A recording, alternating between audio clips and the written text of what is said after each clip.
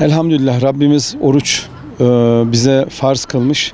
Oruç ibadetiyle günün belki 12 saati, 15 saati aç kalıyoruz gibi geliyor ama vücudu önce bağırsaklarımızı, tükrük bezleri, karaciğer, kalp, akciğer bunları dinlendiriyoruz. Yemek yediğimiz andan itibaren vücuttaki bu ağızdan başlamak üzere işte çene kemikleridir, dişlerdir, dildir, boğazdır, işte bağırsaklardır, yemek borusudur, midedir. Bunların hepsi çalışıyor. Ama oruç tuttuğumuz zaman bunlar dinlenmeye geçiyor. Vücudun dinlenmesi esnasında vücut daha önceden meydana gelmiş vücuttaki zararlanma, harabiyetler bunları tamir ediyor. Vücut yani yemek işleri, gıda işleriyle uğraşmıyor, başka işlerle uğraşıyor. Vücut kendisini tamir eden bir sürece geçiyor.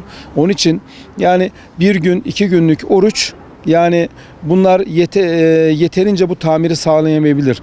Ama 10 günlük bir oruç, ardı ardına yapılan bir 10 günlük oruç gerçekten vücuttaki hemen hemen bütün zararlanmaları tedavi edebilecek bir fırsat veriyoruz vücuda. Bu sayede de hem vücudun ritmi yerine oturuyor, vücut dengesini buluyor.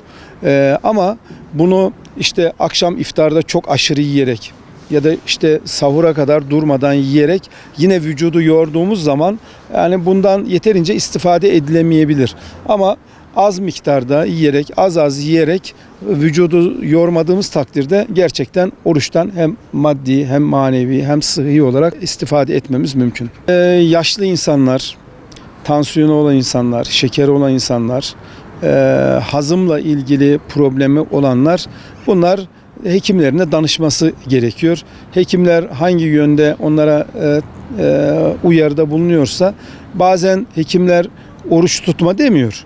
Orucunu tut ama şunlara dikkat et diyor. Yani hekimin tavsiyelerine uymak lazım.